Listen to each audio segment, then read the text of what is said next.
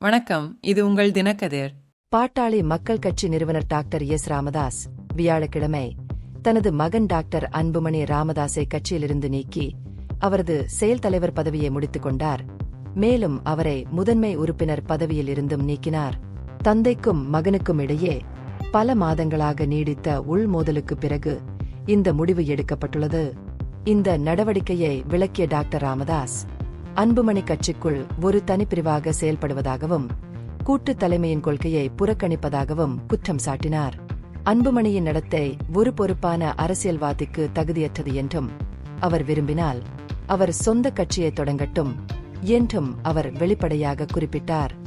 August 17 அன்று ராமதாஸ் தலைமையில் புதுச்சேரியில் நடைபெற்ற சிறப்பு பொதுக்குழு கூட்டத்தை தொடர்ந்து மோதல் அதிகரித்தது. கூட்டத்தில் கட்சியின் ஒழுங்கு நடவடிக்கை குழு அன்புமணி மீது 16 குற்றச்சாட்டுகளை முன்வைத்தது. முதலில் ஆகஸ்ட் 31 வரை காலக்கெடுவுடன் ஒரு காரணம் கூற அறிவிப்பு வெளியிடப்பட்டது.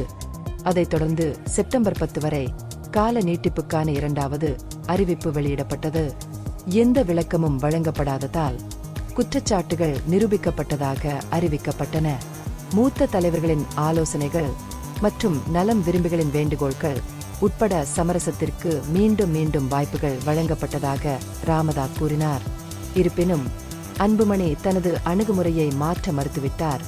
மேலும் அவரது நடவடிக்கைகள் கட்சியின் நலன்களுக்கு எதிரானவை என்று ஒழுங்குமுறை குழு முடிவு செய்தது.